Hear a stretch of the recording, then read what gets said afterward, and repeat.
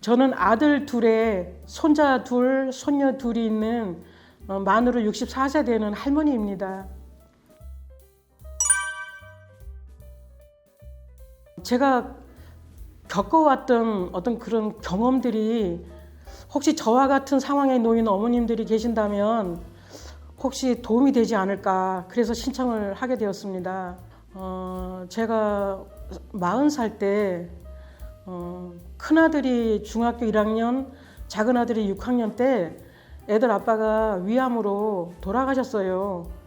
이제 그런 상황에서 우리 가족이 걸어온 그 경험들이 지금 저와 같은 상황에 놓인 어머님들이 계신다면 도움이 되고자 이렇게 신청을 하게 되었습니다. 최종적으로는 미화원 일을 했습니다.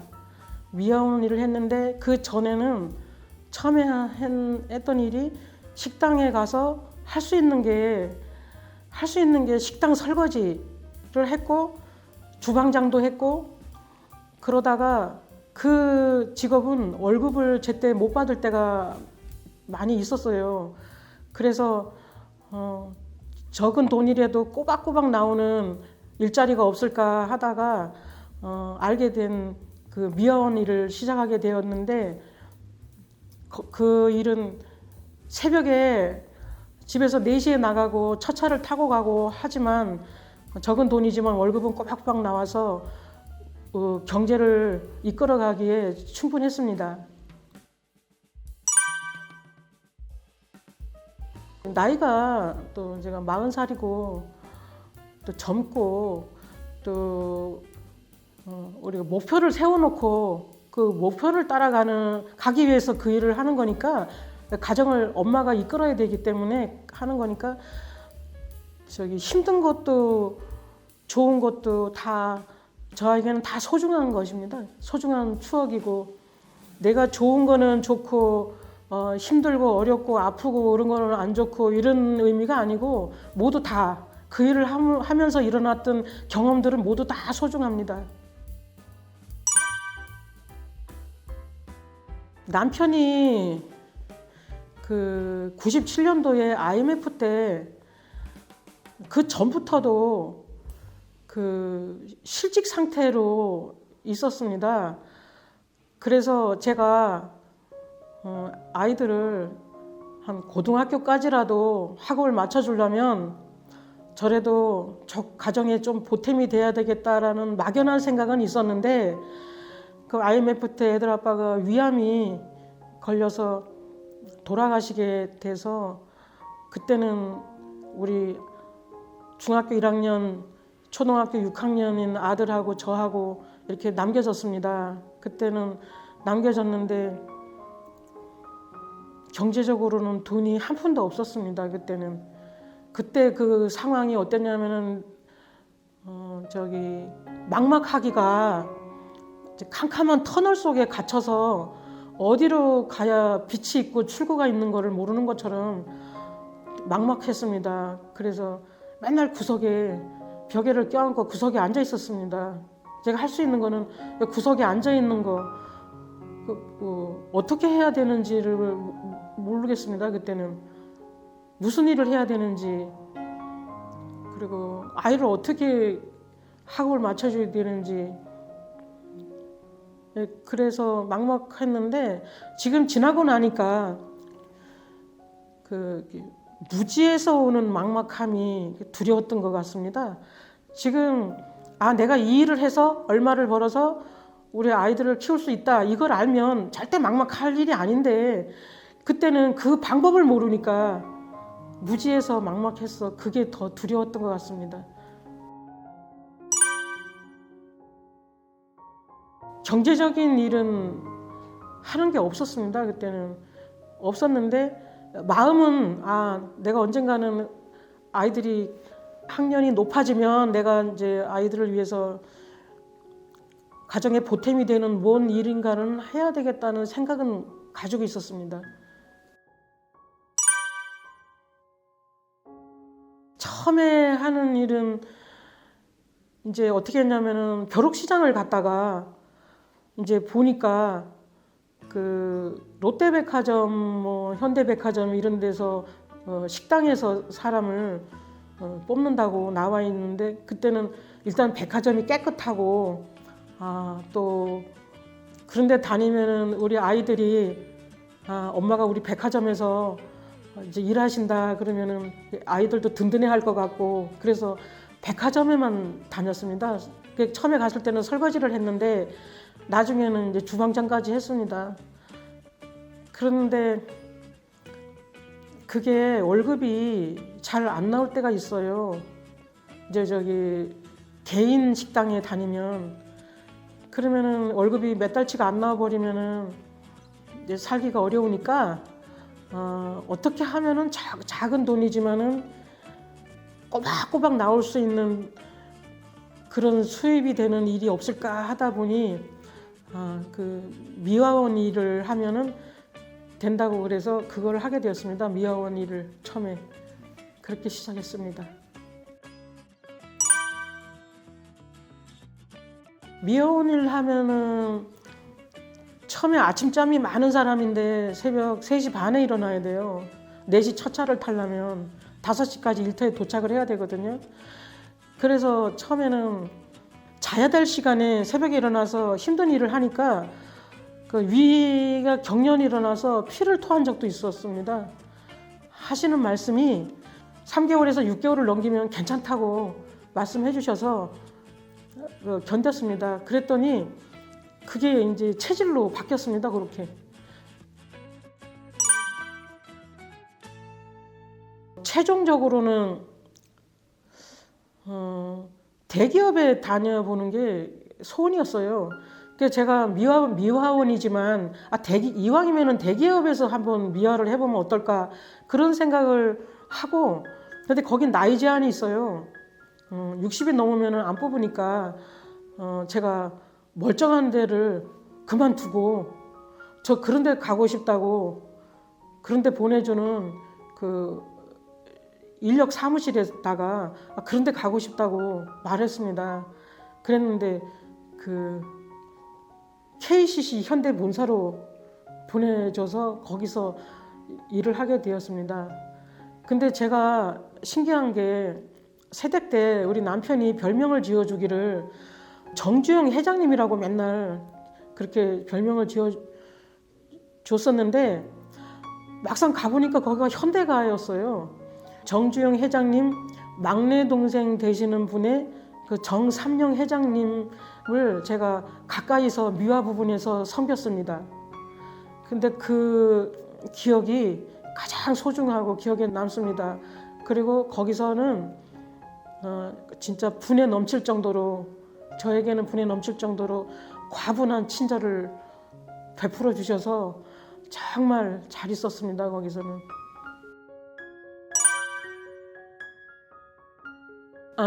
제가 그 전에 경희의료원에서 청소를 거의 한 6년을 하다가 글로 갔기 때문에 의사 선생님, 간호사 선생님들의 그분들의 그 매너를 익히 알고 있었던 터라 신기하고 뭐 그런 건 없었습니다. 그런데 그분들은 정말 다른 세계 사람들 같이 정말 좋은 사람이고,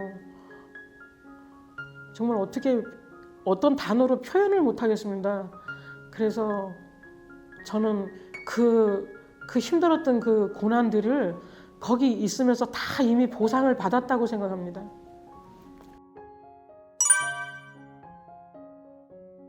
거기서는 70살까지 있어 달라고 약속이 되어 있었습니다. 그래서 그때까지는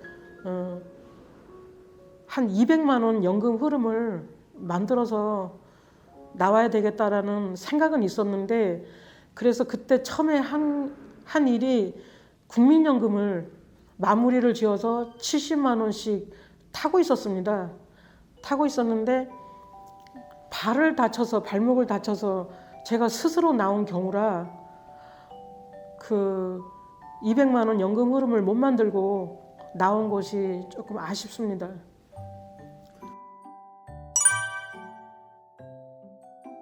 처음에는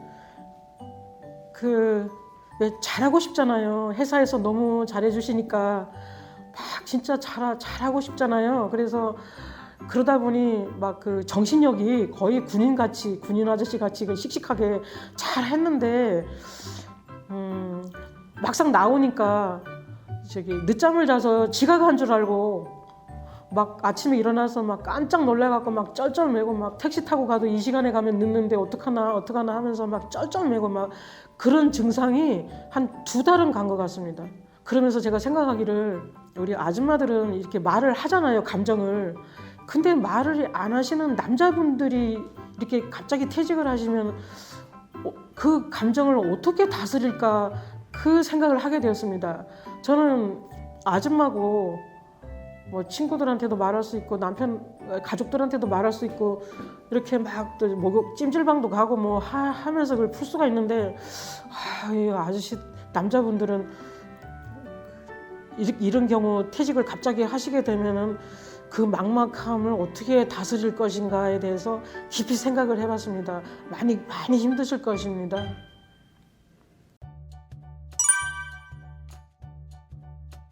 다시 제2의 직업을 가져서 제가 200만 원의 연금 흐름을 하고 싶은 그 계획대로 그걸 맞추려면은 일자리를 다시 찾아서 일을 더 해야 되겠죠. 안 하면 후회로 남을 거니까, 후회를 안 하려면은 그 200만 원을 연금 흐름을 만들어야 되겠죠. 처음에는 그래서 그 불안증을 해소하기 위해서 그 유튜브로 TV 문학관에 황순원의 소나기, 그리고 메밀꽃 필 무렵, 그 김유정의 봄봄, 이런 그런 문학 작품을 유튜브로 보면서 나는 지금 실직을 한 게 아니고 나는 지금 휴가 중이라고, 연휴 휴가 중이다, 이렇게 하면서 마음을 자꾸 가라앉혔습니다. 그리고 나서 큰아들한테 얘기를 하니 노인 일자리를 알아보라고 말해줘서 거기 알아보니까 제가 잘하는 일이 아이들 돌보는 일이니까, 방과 후 문제집 돌봐주고 아이 돌봄이니까 그런 쪽으로 내가 이제는 잘하는 걸 하고 싶어서 그쪽으로 알아봤습니다. 그랬더니 접수는 돼 있는 상태고 12월 달에 면접을 보러 오라고 하였습니다.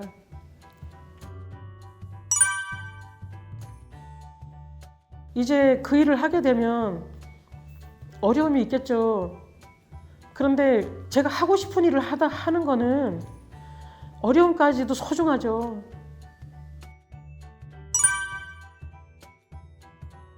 저는 이렇게 생각이 복잡한 사람이 아닙니다.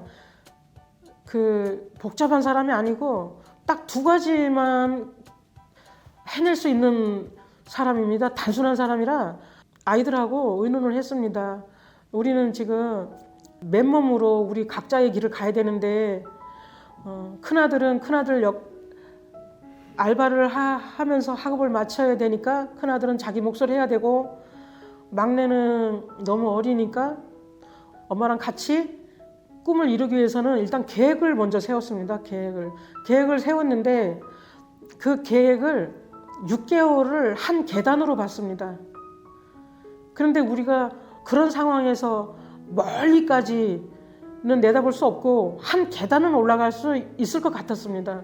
그래서 엄마가 100만 원을 벌 수 있으니 그 중에서 50만 원이면 1년에 600만 원인데 그 돈을 해줄 수 있으니 거기에서 맞춰서 우리가 한번 꿈을 한번 실현을 해보자. 그러려면 먼저 우리가 뭐를 하고 싶은지부터 머리를 맞대고 생각을 해보자. 그랬는데 그때는 학생이니까 학업을 마치는 일이 계획이고 꿈이죠. 근데 그 꿈을 학업을 마치는데 그때 그 꿈을 이루는데 엄마가 절대로 아프면 안 돼요. 왜냐하면 아빠가 아파서 돌아가셔서 이미 아이들이 놀란 가슴에 엄마까지 아파버리면 안 되니까 절대 아픈 모습을 보이면 안 되고, 아파서도 안 되고, 그러려면 뭐 닥치는 대로 잘 먹어야 되죠. 뭐 근다고 근사한 걸 먹을 형편은 안 되고, 뭐 그냥 된장찌개에다가 그냥 콩나물에 밥을 비벼 먹어서라도 그때 우리가 건강을 유지했던 비결은 계란을 꼭 먹었던 것 같습니다. 계란. 그게 우리한테 건강 비결이었고, 그렇게 해서 아이들을 중학교를 무사히 마쳤고, 고등학교를 무사히 마쳐줬고, 이제 대학을 들어갔습니다. 대학을 들어갔는데 초중고는 의무 교육이니까 이제 먹는 것만 어떻게 하면은 되는데, 대학은 그때부터가 전략이 있어야 됩니다. 대학은 전략이 있어야 되는데, 그때 그 전략을 어떻게 짰냐면은 제가 벌 수 있는 거는, 아이한테 쓸 수 있는 돈은 50만 원밖에 안 되니까, 예를 들어서 그때는 우리 막내가 등록금이 한 400이 나온다고 하면 1학기가, 아이가 알바를 해서 한 60만 원 정도 벌어 놓습니다. 그러면 제가 일을 해서 모아놓은 돈 있잖아요.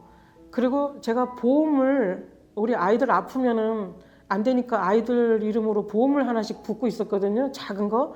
근데 그 보험 붓는 데서 분 액수 안에서는 대출을 해줘요. 그걸 뭐 증권 대출이라고 그러더라고요. 그러니까 제가 그 보험을 100만 원을 벌으면 100만 원은 해주는 것 같았어요. 그러니까 거기서 100만 원 꺼내고 제가 모아놓은 돈하고 아이가 알바한 돈하고 해서 대학 등록금을 마치고, 제가 그 100만 원 빚을 갚고, 대출을 갚고, 증권 대출을 갚고, 그러다 보면은 방학 돌아오고 2학기가 돌아오잖아요.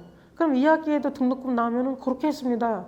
그럴 때마다 한 6개월이 한 계단으로 계획을 짰을 때, 그거를 다 우리가 그 한 계단을 올라갔을 때 우리는 해냈잖아요. 빚 안 지고 무리 없이 해냈기 때문에 진짜 우리는 라면에 계란 하나 넣어가지고 밥을 말아 먹어도 되게 즐거웠습니다. 그게 즐겁고 행복했던 것 같아요. 우리는 그 이후에는 계획을 짜고 그 계단만 한 계단은 보고 올라갈 수 있어서 그 계단을 올라갈 때마다 엄청 행복했다는 추억만 있습니다.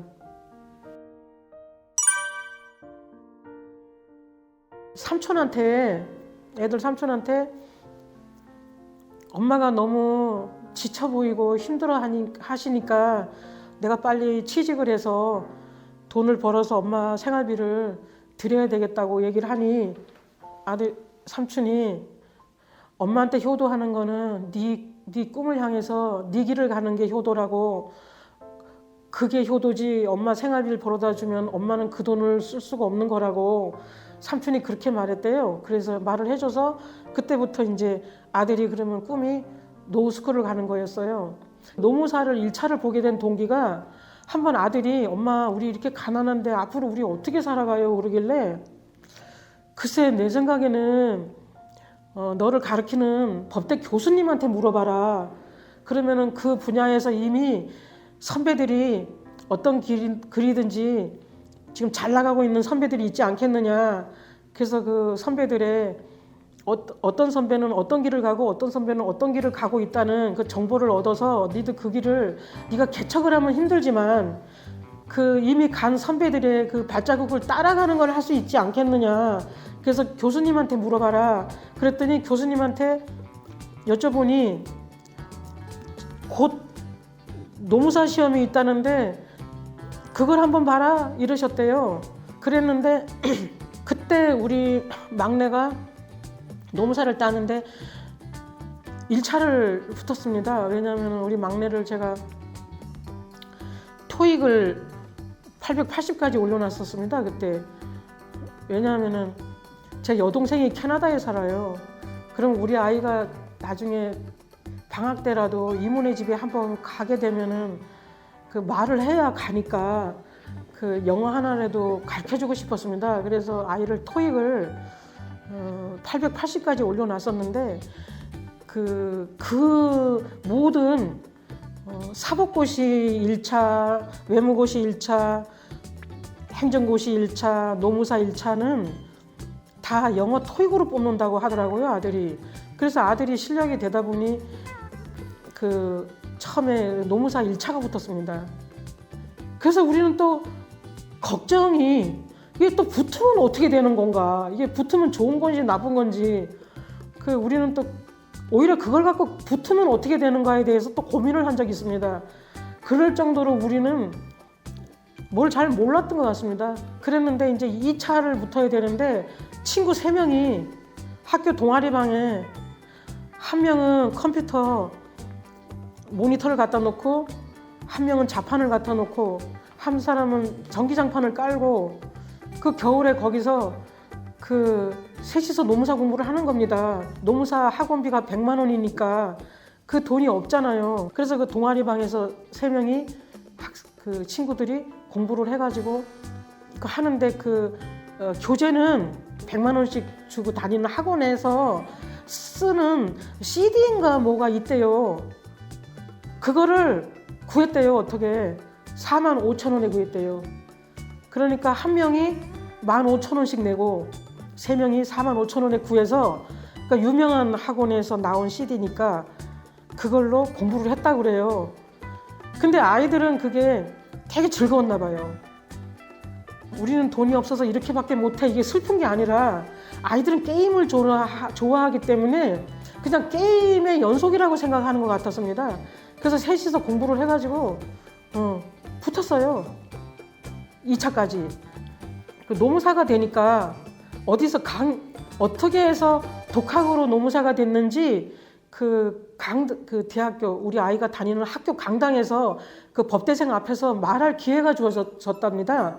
그래서 제가 하는 말이 노무사 따가지고 법대생 앞에서 경험을 말하기에는 너무 약하지 않냐.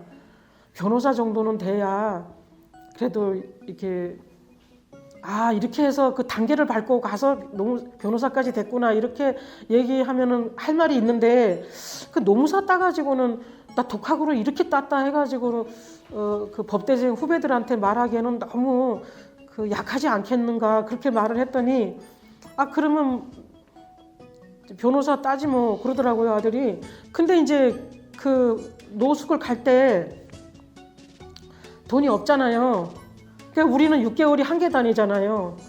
아들아 딱 1학년 1학기만 다니고 그만 다니라. 돈 없으니까.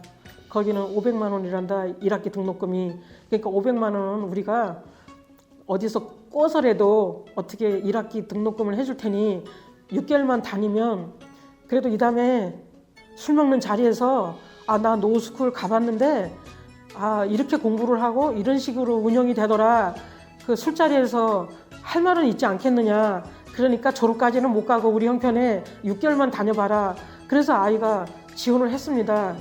그랬는데 거기서 하나는 어느 대학에 넣고 하나는 어느 대학에 넣을 수가 있대요. 두 군데다 넣을 수가 있는데 아들은 한 군데다가 몰빵을 했답니다. 그랬더니 교수님이 왜 이렇게 한 군데다 몰빵을 했냐. 그래서 저는 가난해서 장학금을 꼭 받아야 졸업을 할 수 있어서 제가 거짓말 하나도 안 보태고 자기소개서를 써가지고 올 때가 여기밖에 없어서 여기다 몰빵을 하고 여기다 지원서를 2개다 나를 다 넣습니다. 이렇게 말을 하니 나에서 3년 장학생으로 뽑혔습니다. 그래서 저는 또 50만 원만 벌면 됩니다. 생활비만 보내주면 되니까. 네. 그렇게 해서 마쳤습니다.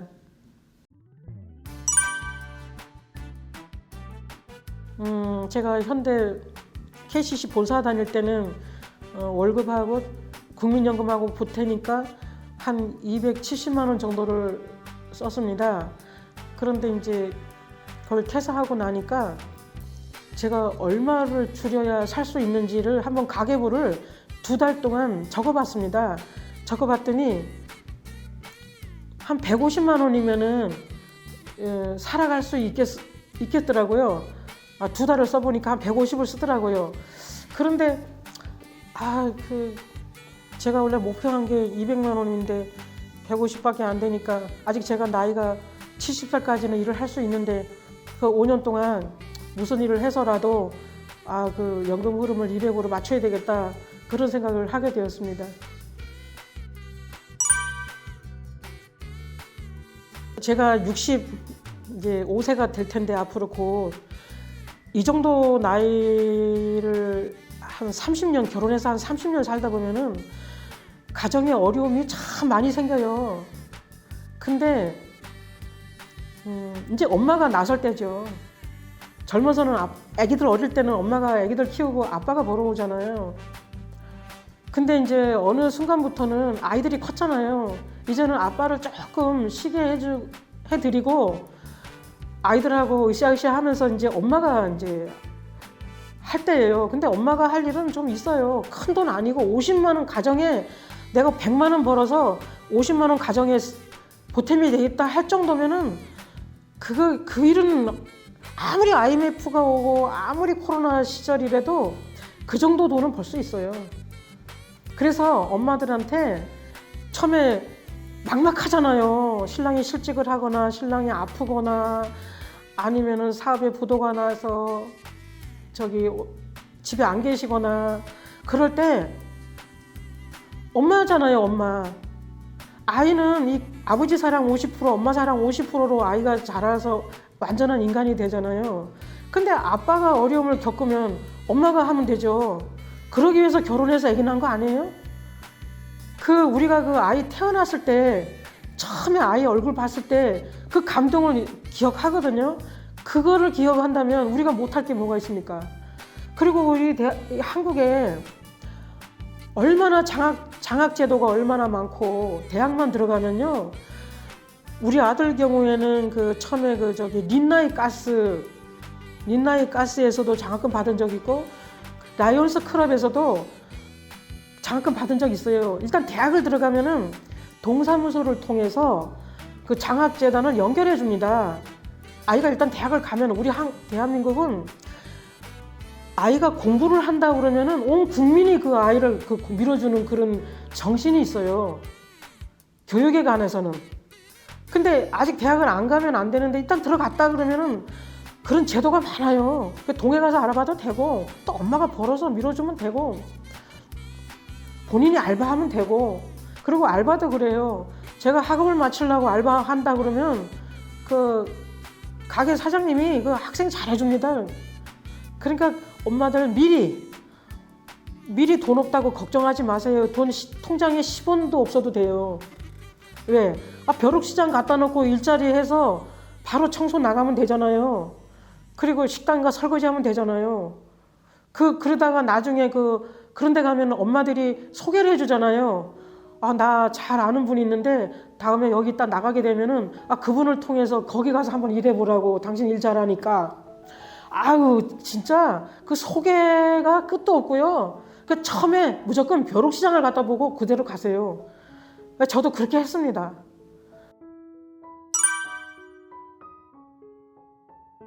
예, 결국은 그 말이죠. 엄마가 특히 아이가 뭐 초등학교 다니고 중학교 다니면 다 큰 거예요. 다 큰 거예요. 떼어놓고 일 다닐 수 있어요. 근데 아이가 막 유치원 다니고 어린아이일 때 막 엄마 안 떨어지려고 그러잖아요. 그런데 아이한테 이렇게 잘 설명을 하면 돼요. 엄마가 몇 시까지 갔다가 몇 시까지 가서 일을 하면 사장님이 엄마 돈을 얼마를 주는데 그걸 가지고 와서 그 돈으로 우리 아들 유치원도 보내고 좋아하는 장난감도 사주고 이렇게 하면서 얘기를 하면 아이가 5살만 돼도 알아들어요.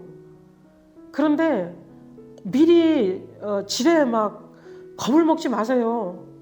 그리고 또 엄마들이 제일 막막할 때가 언제인지 아세요? 남편이 돌아가시고 나면은 아예 포기를 하잖아요. 포기를 하는데 남편이 집을 나간 경우 있어요. 연락이 안 되는 경우.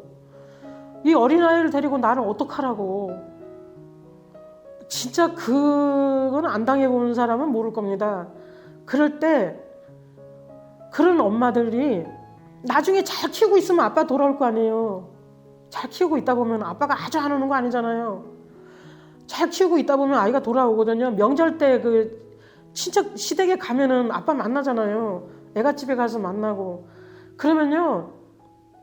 그 순간은 아버지가 안 들어올 때는 엄청 그 상황이 어려운 겁니다. 생각보다. 정말 집 나가면은 진짜 있을 곳이 없어요. 여자보다 더 힘들어요. 한 100배 더 힘들걸요. 그런데 나중에 어떻게 하다가 돌아보면은 아내가 아이들을 잘 건설하고 있잖아요. 그러면 용기를 가지고 정말 내 아내도 하는데 내가 뭐 물불을 가릴 게 없지. 그리고 합니다, 여기.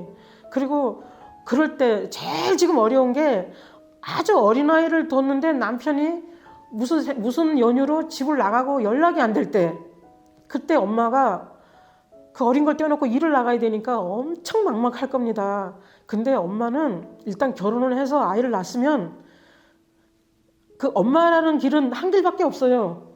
엄마잖아요, 이름이. 엄마는 그 아이를 키워내야 된다는 말이거든요. 근데 뭐 요즘에 이런 말 하잖아요. 내 인생 내가 찾아야 되고 자식 보고 네 인생 네가 알아서 해라. 우리가 60을 살아도 내 인생을 아직도 모르는데 이제 세상에 태어난 지 17살 되고 13살 되고 8살 된 애가 어떻게 내 인생을 내가 찾아갑니까?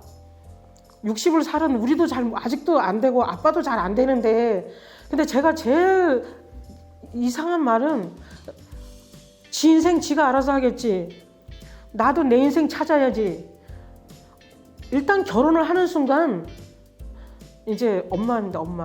엄마면 그 엄마의 이름은 그 아이를 키워내야 된다는 그런 뜻이 들어있는 이름이 엄마입니다. 근데 다른 생각 하지 마시고 그렇게 키워내다 보면 아이들이요, 우리가 생각하는 것보다 엄청 잘해요. 우리보다 한 10겁은 잘해요. 왜? 젊고 건강하잖아요. 옆에 주변에 친구들도 많고 물어봐서. 그리고 두뇌가 우리보다 엄청 좋아요. 그리고 또 아이들이 요즘에 막 재테크라고 많이 하잖아요. 자식한테는요, 그 잘난 50만 원만 후원을 해도요, 정말 우리가 상상하지 못할 정도로 아들이 재테크로 진짜 우리 어떻게 보면은 엄마 인생, 자녀 인생도 건지지만 가문의 영광일 수도 있어요. 그게 확실한 재테크예요. 저는 그렇게 생각해요. 제가 또 돈이 많으면 재테크 하겠죠. 근데 저한테 놓인 상황이 그거밖에 없잖아요. 딱 50만 원 벌어서 우리 앞에 놓인 한 계단만 올라가는 거. 근데 올라가다 보니까요, 어느 정도의 그 목표 지점에 올라가 있더라니까요. 근데 생각보다 그 목표가 빨리 이루어지고요. 생각보다 아이들이 잘하고요. 그리고 우리 대한민국에 생각보다 장학 마련이 잘 돼 있고요. 그리고 대한민국 사업하시고 가게 하시는 분들이요, 자녀를 키워내기 위해서 일을 하러 왔다 그러면 그 회사에서 엄청 잘해주시고요. 또 아이한테도 네가 학업을 마치려고 일을 왔다면요, 엄청 잘해주세요. 그렇게 좋은 환경에서 뭐가 걱정입니까? 벼룩시장 갖다 놓고 당장 일 나가면 되지. 근데 엄마가 건강치가 않아서 그 일마저도 못한다. 그 일마저도 못하잖아요. 엄마가 어디가 이제 장애가 있어가지고 그 일마저도 못하면 국가에서 알아서 하잖아요. 그 동사무소에서 다 쌀 주고 돈 주고 아기 학비 무료로 대주고 기본 교육을 받도록 다 해주잖아요. 아이가요, 고등학교까지만 기본 교육 받으면요, 알바해서 대학 갈 수 있어요. 제가 지금 말한 것처럼 저는 이 길을 안 와봤다면은 저보고 다시 남편이 아파서 돌아가시기 전으로 돌아간다면 이 길로 가겠느냐고 한다면 저는 다시 이 길을 갈 수 있어요. 왜? 가보니까 쉽잖아요. 아무것도 아니잖아요. 그러니까 다시 이런 상황에 놓인다 그래도 나는 다시 가라, 뭐 노래 가사처럼 난 다시 가라면 나는 못 가네, 마디마디 서러워서 나는 못 가네, 뭐 이런 노래도 있는데 저는 갑니다. 왜? 우리 아이들하고 으쌰으쌰 하면서 갔던 그 계단을 올라갈 때 그 행복, 왜 이 길을 또 가는지 알아요? 우리 아이는 이 단계를 거쳤기 때문에 우리 아이가 돈 없어서 못한다는 말은 아이 사전에 없을 겁니다. 그 재산을 물려줬잖아요, 엄마가. 엄마, 나는 돈 없어서 못해요. 우리는 가난해서 못해요. 우리 집안으로는 할 수 없어요. 이 소리는 안 해요. 왜? 그 단계를 올라가면서 아이는 정신력이 강해졌잖아요. 방법을 알아버렸잖아요. 이게 진짜 100만 불짜리 재테크인 것 같아요. 그러니까 저는 이제 살 만큼 살아서 뭐 내일 뭐 우리 남편 따라 간다 하더라도 우리 아이가 뭐 뭘 못해서 못 살겠다고 하는 소리는 안 할 거니까 저는 이제 나중에 남편 만나도 여보 내가 당신 돌아가실 때 당신 따라 가고 싶지만 당신 아들이 너무 어리니 얘들 잘 키워놓고 당신한테 갈게요 그랬잖아요. 약속했지요. 당신 귀에다 대고 말했잖아요. 그 약속을 지킨 것 같아요. 왜냐하면은 해냈기 때문에 지금 그리고 그렇게 해놓고 왔으니까 나 잘했죠 이렇게 말할 수 있을 것 같아요. 남편한테 그 임종할 때 했던 약속을 저는 지켰어요. 쉽게 했어요 그거를. 왜? 혼자 한 게 아니잖아요. 아이들하고 셋이 같이 했기 때문에. 이 말을 해주고 싶었습니다.